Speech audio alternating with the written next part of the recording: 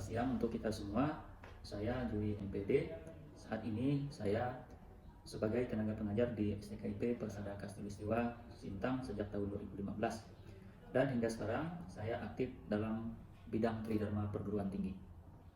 Salah satu mata kuliah yang saya ampu adalah ilmu politik dengan bobot 2 SKS. Mata kuliah ini secara umum membahas beberapa poin, di antaranya pengertian dan ruang lingkup politik, berbagai pendekatan dalam ilmu politik, partai politik dan pemilu, kampanye dan pemasaran politik, elit politik lokal, golput dan partisipasi politik, konflik politik, demokrasi, hak asasi manusia dan civil society, otonomi daerah, pendidikan politik dan aksi politik, media dan partai politik. Yang berikutnya konsep politik, teori politik, masyarakat, kekuasaan dan negara. Yang terakhir budaya politik dan politik identitas. Secara keseluruhan dalam satu semester ada 14 pertemuan. Dan untuk hari ini saya belajar materi mengenai golput dan partisipasi politik, yakni di pertemuan ke-7. Metode yang saya pakai adalah Delivery Interaction Assessment. Delivery ini berkaitan dengan perkuliahan yang saya gunakan dua cara, yaitu textbook dan studi kasus. Nah, di textbook ini saya menggunakan beberapa buku yang berkaitan dengan bidang politik. Sedangkan studi kasus, saya seringkali meminta mahasiswa untuk menganalisis berbagai kasus politik, misalnya dalam sengketa pemilu. Interaction berupa misalnya tanya jawab. Saat saya bertanya, mahasiswa menjawab, dan sebaliknya, saya juga memberikan kesempatan kepada mahasiswa untuk bertanya. Dan di sisi lain, saya juga menggunakan sistem diskusi kelompok. Untuk asesmennya, ini berkaitan dengan 4 item yang menjadi penilaian. Yang pertama itu kehadiran, yaitu 10%. Yang kedua, tugas terstruktur, itu 20%. Yang ketiga, ujian tengah semester, itu 30%. Dan yang keempat, ujian akhir semester, 40%.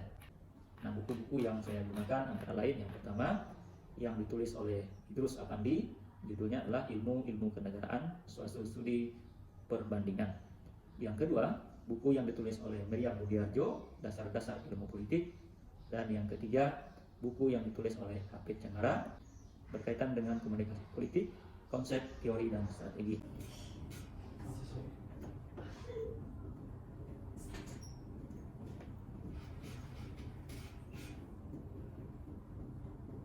Halo, selamat siang semuanya. Selamat siang, Pak. Baik, bagaimana kabar hari ini? Luar biasa. Oke, apakah ada yang tidak hadir? Hadir semua, Pak. Baik. Rekan-rekan mahasiswa sekalian, pada hari ini ya kita akan belajar ya tentang materi perkuliahan kita ilmu politik. Nah, di mana di pertemuan kali ini kita akan membahas tentang golput dan partisipasi politik. Nah, untuk pertemuan yang kemarin kan kita sudah membahas politik lokal ya. Nah, mungkin ada yang mau disampaikan? Saya Pak. Oke, silakan.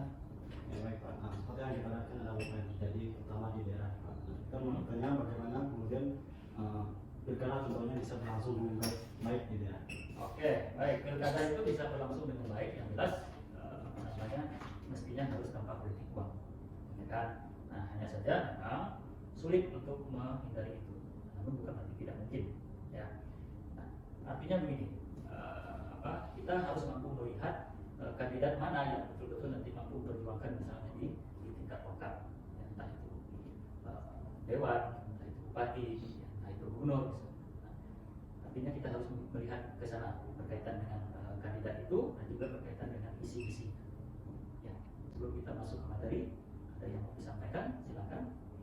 Oke, silakan. Saya Pak, terima kasih sebelumnya untuk waktu dan kesempatan yang diberikan kepada saya. Perkenalkan nama saya Puja. Izin bertanya, mengapa seseorang perlu untuk memilih atau mengapa seseorang tidak boleh untuk golput? Oke, baik. Sekian, terima kasih. Baik, terima kasih ya, pertanyaannya cukup bagus. Jadi berkaitan dengan golput itu sebenarnya hak, ya. Artinya bukan kewajiban. Kita memilih atau tidak memilih itu ya nggak dipaksa, itu tergantung kita. Jadi pemerintah dalam hal ini KPU misalnya memang mewajibkan kita untuk memilih. Nah, hanya saja realitanya masih banyak yang tidak memilih, ya kan? Nah, kenapa itu tadi? Mungkin dia merasa tidak ada kandidat yang tidak cocok misalnya, atau tidak serta katakanlah begitu ya dengan dianya, sehingga dia memilih untuk tidak melaksanakan hak suaranya itu tadi. Ya. Nah, kemudian yang berikutnya penyebab orang tidak memilih ya karena ada yang merasa nggak sempat misalnya ya karena tadi berbagai pekerjaan kan. Nah, gitu. Akhirnya ya malas datang ke TPS. Sekarang kita lihat dulu deskripsi mata kuliah tentang ilmu politik. Yang pertama itu mata kuliah ini merupakan mata kuliah wajib ya di prodi kita, khususnya di prodi PKN. Yang kedua, mata kuliah ini bertujuan agar saudara sebagai mahasiswa mampu memahami dinamika politik gitu ya yang terjadi pada tingkat bahkan regional. Yang terakhir, Anda juga diharapkan nanti mampu memahami maksud gitu ya dan juga tujuan diadakannya pemilihan umum.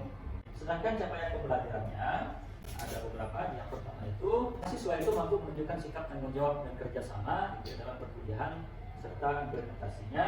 Yang kedua, Anda sebagai mahasiswa mampu menguasai konsep tentang dinamika politik di Indonesia akan di tingkat regional. Ya. Dan yang berikutnya, mahasiswa Anda sebagai mahasiswa mampu memahami, menganalisis dan menerapkan teori maupun konsep pendidikan politik yang santun dalam kehidupan sehari-hari di lingkungan masyarakat. Dan yang terakhir, Anda sebagai mahasiswa diharapkan nanti terampil menilai dan menyajikan berbagai masalah politik yang terjadi di lapangan secara konseptual. Kita masuk dulu ke tujuan mempelajari materi ini. Ini yang pertama itu yang Anda diharapkan mampu menjelaskan pengertian daripada partisipasi politik. Yang kedua, Anda diharapkan mampu menjelaskan penyebab ya, masyarakat memilih dan juga tidak memilih dalam pemilu. Yang berikutnya, supaya mahasiswa atau Anda mampu menyebutkan berbagai bentuk partisipasi politik. Sekarang kita masuk ke materi. Ya. Kita langsung saja ke masalah kenapa sih orang tidak memilih? Ya, kenapa orang tidak memilih? Nah, ini disampaikan oleh Budiawati. Yang pertama itu kenapa orang tidak memilih? Misalnya karena kualitas kampanyenya jelek, ya atau kurang menarik sih. Nah, rata-rata kalau kampanye yang baik itu biasanya tadi ada pendidikan politiknya yang santun, ya kan? Kemudian orang tidak menyerang secara agama, gitu. Ya. Dan yang paling menarik lagi adalah apa? Kampanye yang membawa artis. Nah, gitu. Ya, kalau artis itu biasanya bagaimana kan? Oke, kemudian adanya misalnya politik uang, ini juga bisa menyebabkan orang tidak memilih, ya, karena mereka merasa bahwa pilih itu mereka beli suara kita, misalnya. Kemudian jenuh dengan frekuensi pelanggaran pemilu, misalnya. Ya, kemudian yang lain ketidakpuasan atas kinerja para pejabat, ya kan, adanya paham agama tertentu, dan masih banyak kasus yang memberi daripada fakta itu. Cara mengatasi golput bagaimana nih? Ini menurut Ferry Kurnia. Yang pertama itu membangun sosialisasi publik. Ya, jadi sosialisasinya harus dibangun dengan baik. Ya, kemudian KPU juga harus menyampaikan, gitu, sehingga tidak ada kasus. Ya. Oke, kemudian melakukan perubahan yang signifikan, misalnya dalam waktu pendek, ya kan, untuk menampilkan citra positif di kampung ini. Dan yang terakhir adalah memberikan sosialisasi tadi, ya bahwa penting kita sebagai warga negara memilih. Oke, sebelum kita masuk ke partisipasi, silakan pertanyaannya dulu. Oke, saudara Dwi ya. Baik, silakan. Baik, izin bertanya Pak. Ya. Pertanyaan saya adalah apa sih Pak dampak dari perilaku pasif masyarakat terhadap partisipasi politik ini? Contohnya adalah golput atau tidak menggunakan hak suaranya terhadap demokrasi di Indonesia. Baik, dampaknya adalah yang pertama ya tentu pembangunan gitu ya, pembangunan yang kurang merata. Kenapa? Karena kita tidak memberikan suara kita kepada yang dari kita. Nah, harapannya pilih aja gitu. Toh kita nggak pilih juga tetap ada pemimpin nanti yang terpilih. Nah, dengan adanya pemimpin yang terpilih tetap aja ada kita kena imbas. Ya, kena imbas daripada kebijakan yang mereka buat. Gitu ya. Oke, kita lanjut dulu ya. Nanti yang lain boleh bertanya. Nah, sekarang kita lihat partisipasi ini. Ada secara ekonomis, ya ini berkaitan dengan keikutsertaan, gitu, asal mengikuti segala sesuatu dengan hati yang beda. Ayolah aja kita ikut itu, nggak ada paksa. Ya, kalau kita merasa terpaksa berarti masih ada iming-iming kan di belakangnya gitu. Nah, ini ayolah aja, gitu ya. Nah, sedangkan politik tadi kalau diartikan secara satu adalah siasat atau strategi. Jadi masing-masing orang itu masing-masing kandidat punya strategi dalam menyampaikan visi dan visinya kepada masyarakat supaya dia bisa terpilih. Oke, silakan pertanyaannya dulu. Terima kasih atas kesempatannya. Izin bertanya, berkenaan dengan partisipasi politik, Pak. Ya. Sekarang kita memasuki tahun 2024 merupakan tahun politik, Pak. Oke. 2024. Ya. Sebagai mahasiswa yang memang berasal dari masyarakat desa seperti itu, Pak, tentunya saya tahu betul bagaimana realita yang terjadi di desa saya saat menjelang adanya pemilu atau masa kampanye baik kades ataupun pemilu bupati seperti itu, Pak. Oke. Berkenaan dengan tahun depan merupakan tahun politik, apakah ada solusi seperti itu, Pak? Banyak masyarakat di desa yang memang sulit untuk mengedukasi karena memang mungkin melakukan pendidikan juga merupakan indikator seperti itu, Pak, merupakan faktor. Apakah ada solusi dari pemerintah untuk membuat meyakinkan kepada masyarakat bahwa sangat perlu partisipasi mereka dalam pemilu, terutama kita tahu bahwa satu suara saja itu sangat menentukan seperti itu. Seharusnya ini menjadi PR untuk pemerintah agar bagaimana kedepannya masyarakat itu dapat berpartisipasi secara penuh, secara yakin, bukan hanya sekedar ikut-ikutan seperti itu. Baik, jadi begini, pertamanya untuk partisipasi itu tentu kita tidak mudah mengajak orang, ya. Nah, maka tadi di awal saya mengatakan kadang-kadang ada yang melakukan tindakan-tindakan yang melanggar hukum, gitu. Ini mengajak orang untuk memilih. Nah, karena sebenarnya ini tidak diperbolehkan dalam aturan pemilu ataupun aturan yang lain, kan? Nah, harapannya memang kita ini diminta berpartisipasi memang betul-betul ikhlas gitu untuk nge-close. Kedua adalah tentu nanti ada pendidikan politiknya. Nah, bagaimana pendidikan politik ini? Pendidikan politik adalah disampaikan oleh kader-kader partai politik yang mengajak warga ini untuk berpartisipasi, dan mereka ini mestinya juga harus menghindari yang namanya misalnya uang, ya kan? Apalagi misalnya selama pajak, kemudian jual beli suara dan lain-lain. Nah, ini mesti harus dihindari. Kalau ini sudah mampu dihindari, ya kan, kampanye berjalan dengan baik, saya rasa juga masyarakat mau berpartisipasi. Alasan masyarakat kadang-kadang tidak mau ikut mencoblos itu tadi. Pertama mungkin mereka bosan dengan apa tadi itu, dengan misalnya kampanye yang baik yang pertama tadi, ya kan. Yang kedua misalnya mereka merasa bahwa tidak ada yang cocok, gitu kan. Ini yang membuat mereka tidak mau. Nah, sekarang yang berikutnya bentuk dan partisipasi politik ini yang disampaikan oleh terus.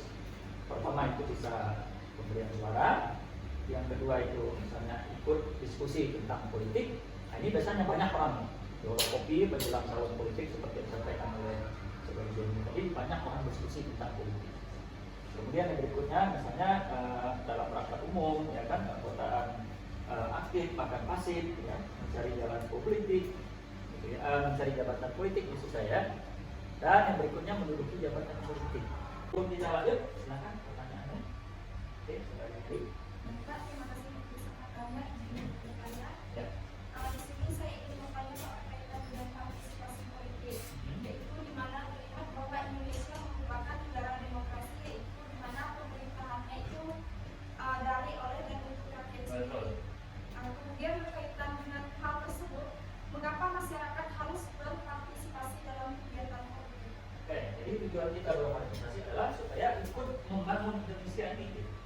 Itu aja tujuannya. Ya. Nah, bagaimana orang tidak mau berpartisipasi? Berarti mereka menganggap bahwa pembangunan ini diserahkan aja untuk yang lain. Nah, gitu. Jadi harusnya memang kita ini ikut. Ya coba saja lah misalnya. Atau ya paling tidak sekedar diskusi lah mungkin ya tentang politik gitu ya. Memberikan pemahaman kepada apa namanya warga yang telah kita pilih. Ya kan? Nah, jadi harapannya jika kita pilih ya tentu perubahan.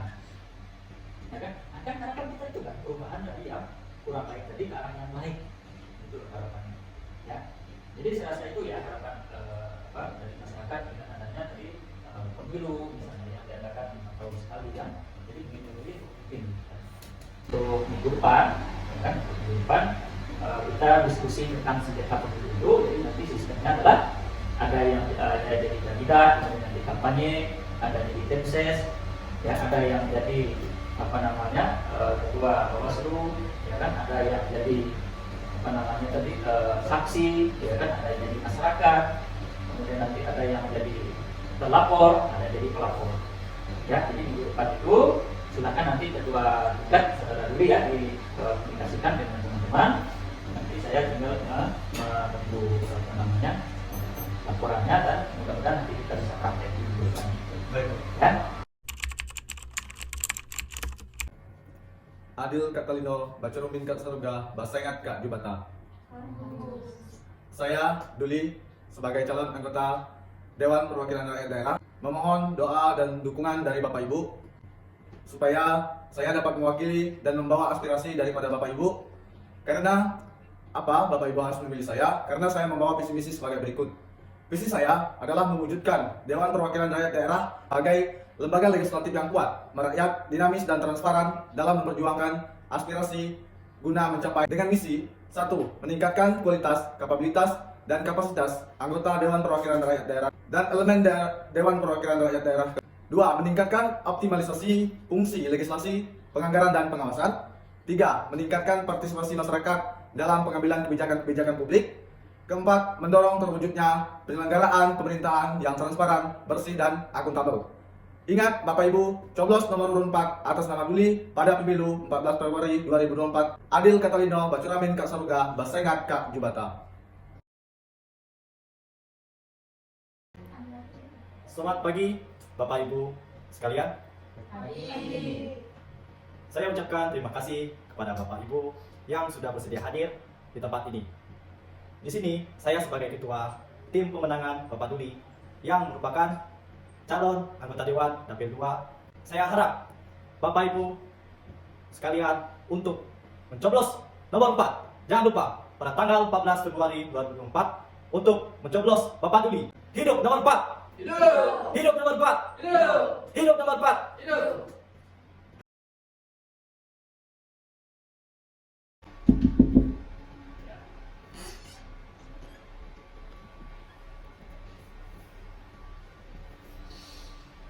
Ibu, sini ada sedikit amplop yang saya bisa berikan. Jangan lupa Ibu memilih mencoblos nomor 4. Terima kasih. Ibu, jangan lupa coblos apa ini. Jangan lupa coblos nomor 4. Ya, tanggal 12 hari tahun 2024. Jangan lupa coblos nomor 4. Terima kasih Ibu untuk ketersediaannya untuk Bapak Ibu mengumpul di tempat ini. Saya ucapkan terima kasih. Jangan lupa coblos nomor 4.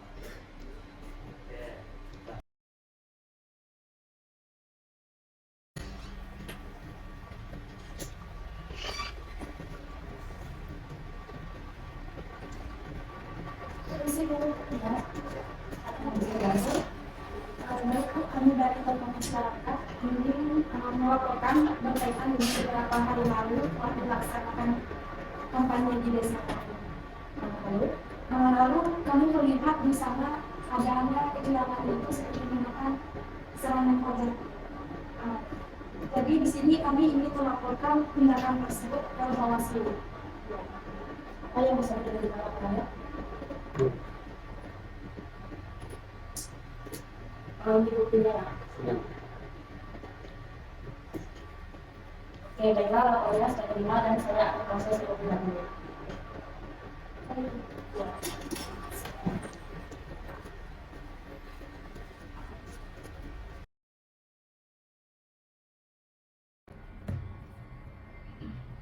Halo, selamat pagi. Apakah benar ini dengan Bapak Duli? Oh ya, kalau benar, apakah surat yang kami kirim dari kantor Bawaslu 3 hari yang lalu sudah Bapak terima? Kalau sudah, kami dari kantor Bawaslu meminta Bapak untuk datang ke kantor Bawaslu dalam jangka waktu 2 hari. Ya, siap. Oke, baiklah. Kalau gitu, sekian yang bisa saya sampaikan ya Pak. Selamat pagi.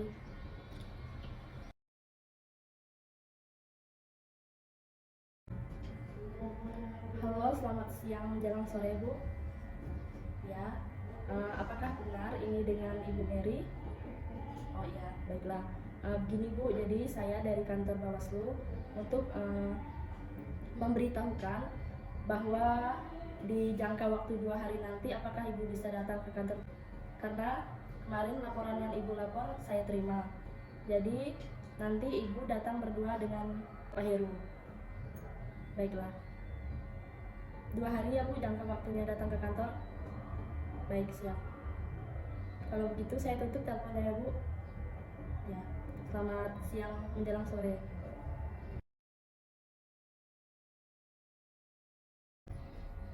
Selamat pagi Bapak Ibu. Pagi. Terima kasih sudah datang dan berkenan hadir di kantor Bawaslu ini. Saya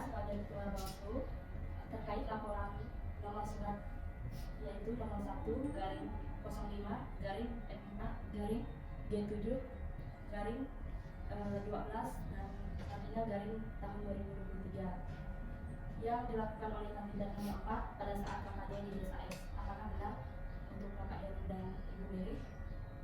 Ya benar Kak.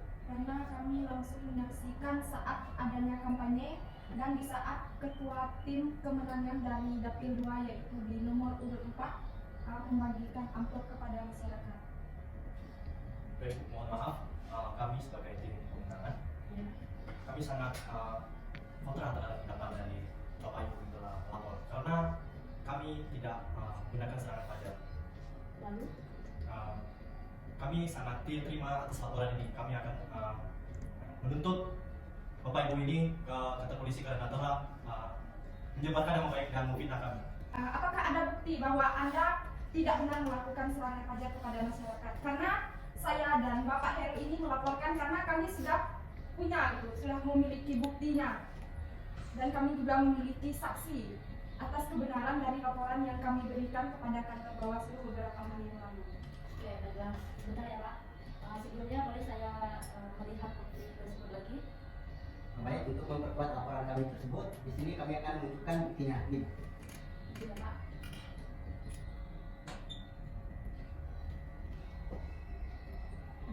Dan saya ingin menambahkan sedikit Bu untuk penjelasan dari buktinya. Ini hanya bukti foto yang memang kami bawa, tetapi kami nanti misalnya jika Ibu dari Bawaslu selaku ketuanya tidak percaya kepada saya dengan Bapak Heru sebagai pelapor atas kecurangan yang dilakukan oleh tim kemenangan dari nomor urut 4 ini, kami bisa untuk menghubungi saksi kami.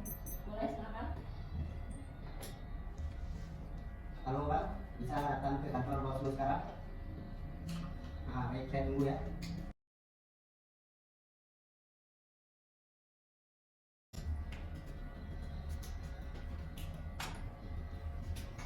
Oke, baiklah, terima kasih Pak sudah datang dan berkenan hadir di kantor Bawaslu. Saya mau mendengar pendapat Bapak terkait dengan laporan dari nomor surat tersebut tentang dugaan serangan fajar yang dilakukan oleh kandidat nomor 4 pada saat kampanye di Desa S. Apakah benar? Ya, benar. Karena kebetulan kemarin saya menghadiri kampanye tersebut.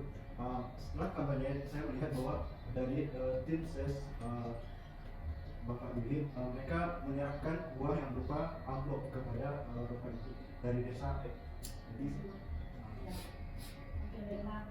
Terima kasih atas informasi yang Bapak sampaikan. Selanjutnya saya akan mendengar atau memberikan pendapat dari kedua tersebut. Bagaimana? Apakah benar Pak? untuk amplop itu sebenarnya itu bukanlah untuk serangan fajar, tetapi adalah sebagai bentuk dukungan kami kepada masyarakat. Karena beberapa waktu lalu masyarakat juga memberikan kepada kami yaitu laporan bahwa mereka memerlukan bantuan untuk pengembangan dana pembangunan salah satu rumah ibadat di Desa X tersebut. Maka saya selaku calon dewan itu dari Dapil 2 memberikan kepada ketua tim pemenangan saya amplop tersebut akan diberikan kepada masyarakat. Itu sebenarnya bukan bentuk serangan fajar sebenarnya. Begitu. Baik, mohon izin Silakan Pak. menyampaikan dari saya di sini sebagai mediator ingin menyampaikan bahwa dari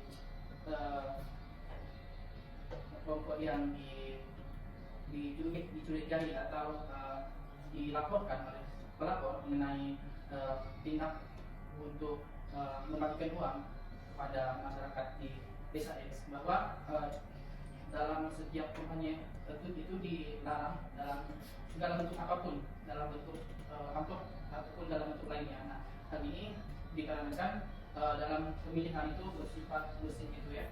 Nah, untuk selebihnya saya ini sebagai penengah dari permasalahan ini dari pelapor dan terlapor untuk menyelesaikan kasus ini. Dalam hal ini itu sebaiknya tidak langsung dijatuhkan ke ranah hukum, diselesaikan dengan cara penodaan. Mungkin seperti itu ya terlapor. Jadi segala bentuk apapun dalam pemilu itu tidak diperbolehkan, tentunya seperti pemberian amplop, walaupun tujuan itu baik, tapi tidak diperbolehkan menurut aturan yang berlaku. Betul itu Ibu? Oke, baiklah pendapat saya terima. Untuk memperjelas penegasan dari dua kandidat, di sini saya akan bertanya Pak, untuk kasus ini apakah akan lanjut di bagian pihak kepolisian Pak? Akan selesaikan secara kedua pihak? Mungkin seperti yang disampaikan oleh Pak Edo sebagai mediator, mungkin terjadi kesalahan dari pihak kami karena masalah pemberian uang itu bersangkutan dengan salah satu kompani kami dari nomor 4 sebagai calon Dewan Perwakilan Rakyat Daerah Kabupaten Sintang. Ini kami mohon maaf karena terjadi pelanggaran di desa pada saat kampanye di desa X. Kami berjanji untuk tidak mengulangi lagi kesalahan-kesalahan tersebut di kemudian hari. Oke, baiklah. Karena dari pihak kedua kandidat sudah meminta maaf serta sudah berjanji tidak akan mengulangi hal tersebut. Di sini saya sebagai ketua Bawaslu supaya lebih tidak mengulangi lagi, saya boleh meminta tanda tangan persetujuan dari kedua kandidat. Apakah bisa Pak serta tanda tangan kedua tim pemenang? Ini Pak.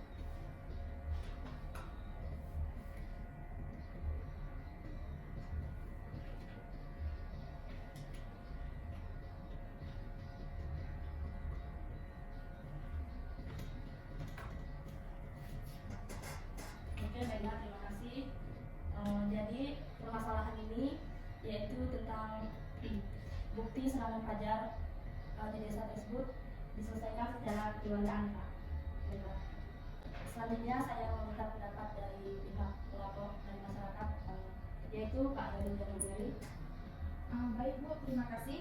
Di sini saya selaku masyarakat untuk misalnya jika hal tersebut memang dari kandidat ini sudah berjanji untuk tidak mengulangi kesalahannya lagi, namun dari masyarakat mungkin bisa ditinjau ke kepolisian Bu, agar ada efek jerah. Dan atau misalnya jika tidak ke kepolisian, apakah ada misalnya bukti dari dua kandidat ini bahwa mereka tidak akan mengulangi kesalahannya lagi? Baik Bu, izin untuk Silakan Pak. ya, baik.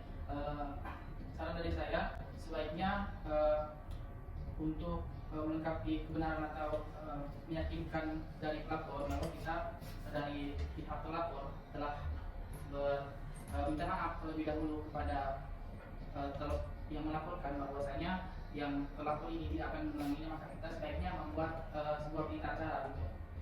Surat berita acara mengenai bahwa isinya itu mengenai bahwa yang dilaporkan ini tidak mengulangi kesalahan yang sama seperti itu dan bisa kami jawabkan secara hukum. Mungkin seperti itu. Oke, jadi selanjutnya saya tanyakan bagaimana menurut Pak Heru sama Bu Mary, apakah bisa terima dari pendapat kandidat bahwa dugaan serangan ini bisa diselesaikan secara kekeluargaan? Langkah selanjutnya yaitu mengeluarkan berita acara, yang dimohon untuk Bapak Ibu bisa tunggu sebentar karena berita acaranya akan keluar beberapa menit kemudian. Acara pada hari ini Jumat 16 Januari tahun 2023 telah dilaksanakan mediasi terkait dugaan serangan fajar yang dilakukan kandidat nomor 4 dan 2. Dengan ini kami menyatakan bahwa permasalahan tersebut telah diselesaikan secara kekeluargaan melalui mediator. Para pihak yang bertanda tangan di bawah ini, yang pertama yaitu pihak terlapor, yang kedua pelapor, dan yang ketiga saksi, yang keempat mediator, dan yang terakhir ketua Bawaslu. Silakan kepada pihak untuk menandatangani.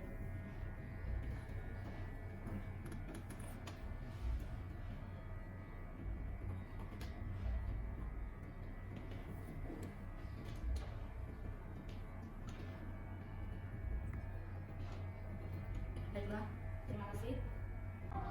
Dengan ditandatangani berita acara ini, saya selaku Ketua Bawaslu menyatakan bahwa kasus ini telah selesai. Selamat siang dan terima kasih.